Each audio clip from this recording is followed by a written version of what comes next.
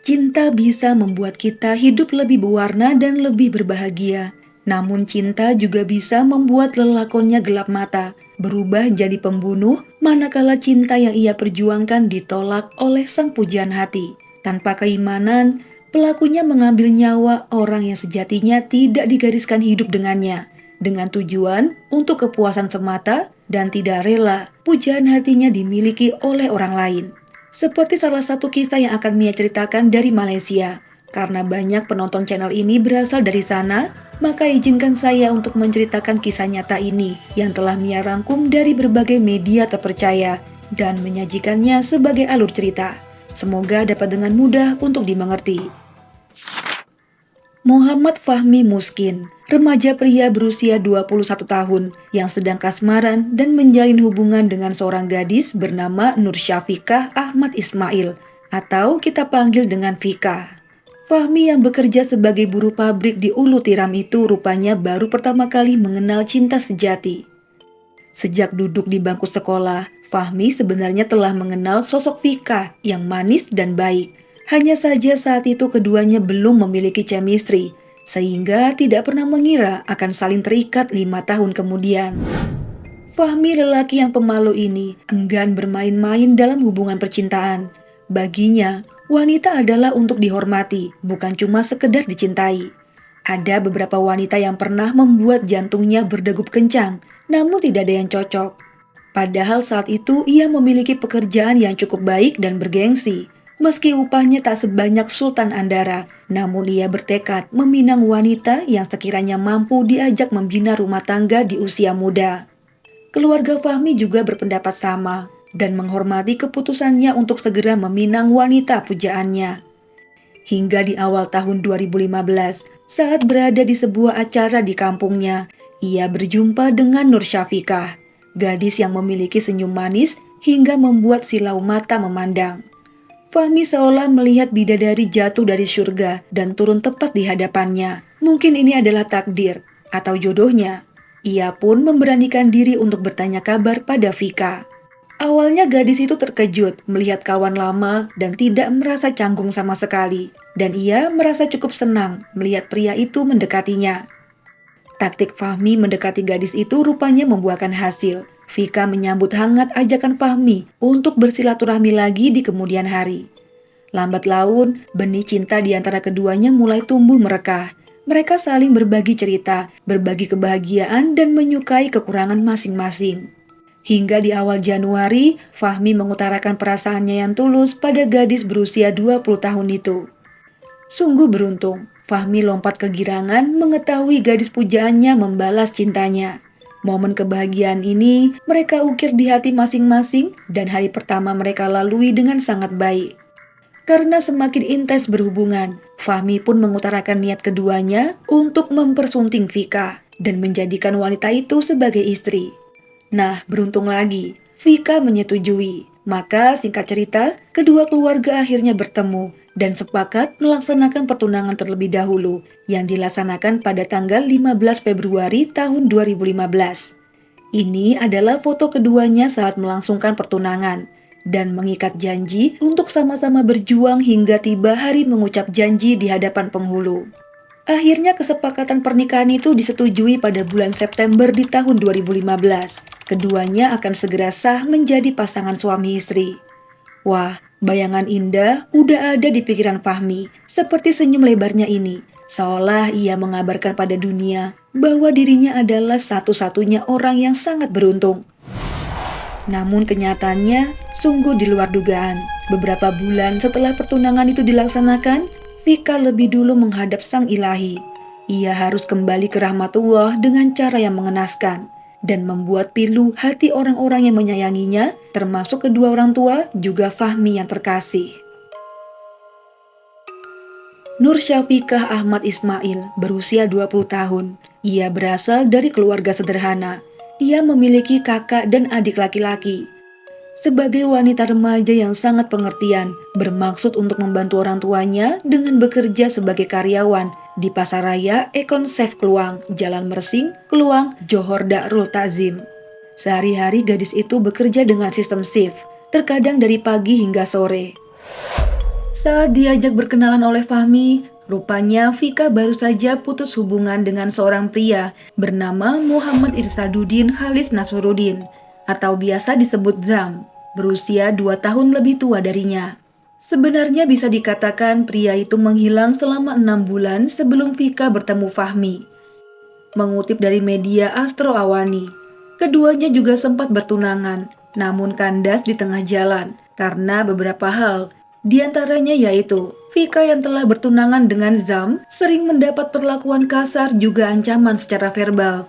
Bahkan itu dilakukan Zam di depan orang tua Vika. Pria yang sempat bekerja di sebuah bengkel mobil ini dulunya dikenal sebagai pria yang sopan hingga keluarga Vika menerima pinangan calon mantunya itu. Tapi makin hari, sifat kasar yang dimiliki Zam mulai nampak jelas. Ia tak segan membentak Vika ketika gadis itu membuat kesalahan. Orang tua Vika yang melihat putrinya sengsara sebelum menikah, mereka lantas menasehati gadis itu untuk membatalkan pertunangan saja. Nah, Vika yang telah memikirkannya dengan matang, akhirnya mengutarakan niatnya untuk meminta berpisah. Hubungan keduanya pun berakhir, dan Zam menghilang entah kemana. Setelah putus hubungan dengan Zam, kehidupan Vika mulai membaik. Kini gadis itu bisa bernapas lega karena merasa lepas dari belenggu hubungan toksik dengan pria yang belum sah jadi suaminya, namun berlagak sebagai pengatur. Hingga beberapa bulan kemudian, Vika bertemu dengan Fahmi dan mulai menjalin hubungan. Dan seperti Mia jelaskan di awal, bahwa keduanya resmi bertunangan pada Februari tahun 2015 dan akan melangsungkan pernikahan pada bulan September tahun 2015. Di lain sisi, di manakah Zam berada? Zam galau karena mengetahui mantan kekasihnya telah bertunangan dan akan segera menikah. Ia dirundung awan hitam. Sehari-hari pikirannya tertuju pada kenangan romantisnya bersama Vika, meski menyadari gadis itu tak akan sudi lagi melirik ke arahnya. Ia mencoba menahan segala perasaan yang membuatnya sulit memejam mata ketika malam. Perasaan menyesal dan gelisah, hal ini sempat diungkapkan pada rekannya. Demi mencari solusi agar mampu melupakan sang mantan, namun kondisi ini malah membuatnya semakin terpuruk, hingga pikiran jahat itu mulai menghasutnya. Pada hari Jumat tanggal 10 April tahun 2015, setelah mencium tangan ibunda, Vika melaju ke arah pasaraya tempatnya mengais rezeki. Hari itu ia tersenyum sumringah seperti biasa. Setiba di sana ia bertemu dengan kawan baiknya bernama Nur Amirah Osman. Keduanya akrab layaknya saudara, baik di luar pekerjaan maupun di dalam pekerjaan. Keduanya saling menyemangati dan saling berbagi cerita kehidupan masing-masing termasuk hubungan asmara. Sementara itu di lain sisi yang terjadi di rumah Vika, sekitar pukul 11 siang, ibunya yang sedang masak di dapur terkejut mendengar suara salam dari orang yang sepertinya dikenal. Rupanya ada Zam yang datang, mantan calon menantunya dulu.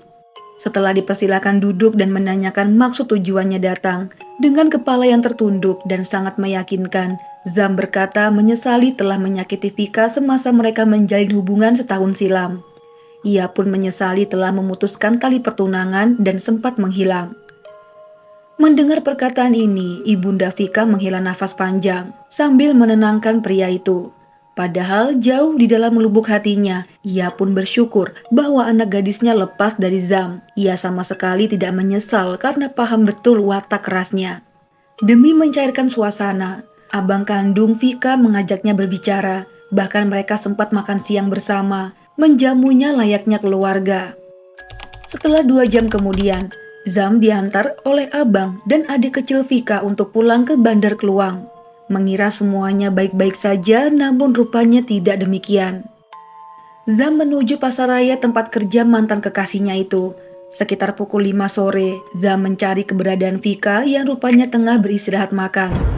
Setelah menyelesaikan makan, gadis itu berpamitan pada Nur bahwa ia akan menemui mantan kekasihnya sebentar di luar, tepatnya di area parkir kendaraan. Ini adalah rekaman CCTV saat keduanya bertemu sekitar pukul 5:40. Nur sebenarnya merasa khawatir dengan kedatangan Zam, mengingat perangai pria itu yang sempat diceritakan oleh Vika. Entah mengapa ada firasat buruk yang ia rasakan. Seketika itu juga ia bergegas mengikuti Vika hendak menemaninya. Sedangkan di sisi Nur Syafikah, ia mengira mantannya hanya bercakap biasa dan hendak bertanya kabar saja. Namun Zam datang dengan maksud meminta balikan dan menyuruh gadis itu untuk menggagalkan pertunangannya dengan Fahmi. Jelas, Vika menjadi marah. Ia merasa udah gak ada hati lagi buat Zam dan menyuruh pria itu untuk pulang karena ia hendak melanjutkan pekerjaannya. Segala usaha dan bujuk rayu telah diupayakan. Kendati demikian, Nur Syafikah tetap menolak ajakan tersebut dan hendak membalikan badan untuk kembali masuk. Namun Zam menariknya dengan sangat kuat, memegang kepala gadis itu dengan kedua tangan, lalu membentangkannya ke sebuah sepeda motor yang terparkir. Vika terkejut mendapat perlakuan ini. Ia mencoba berteriak meminta tolong sambil berusaha melarikan diri. Bukannya merasa iba, pelaku mengambil sajam yang sedari tadi sudah dibawanya dalam saku, kemudian menghunuskan sajam itu berkali-kali, dan yang paling banyak luka berada di bagian kiri badan korban. Nur Syafikah yang tak mampu menahan serangan hanya bisa pasrah karena tenaganya terkulai lemas. Kejadian ini hanya terjadi 5 menit, dan beberapa saksi yang melihat kejadian ini segera menangkap pelakunya. Nur yang tiba di lokasi sampai menjerit, yang membuat seluruh karyawan juga atasan supermarket keluar untuk melihat peristiwa yang sedang terjadi. Korban segera dilarikan ke rumah sakit, namun karena banyaknya darah yang keluar, Nur Syafikah Ahmad Ismail tak mampu bertahan dan meninggal dunia di mobil ambulans. Sementara pelaku segera diamankan beserta barang bukti dan digeret ke Balai Polis Daerah Kluang. Keluarga yang mendapat kabar bergegas menuju rumah sakit dan histeris mendapati fakta anak gadisnya telah meninggal dunia. Apalagi tunangan korban yang bernama Fahmi. Ia pun tak kuasa menahan amarah dan menangisi kepergian kekasih tercintanya. Kini punah sudah harapannya bisa bersanding di pelaminan dengan pujian hati.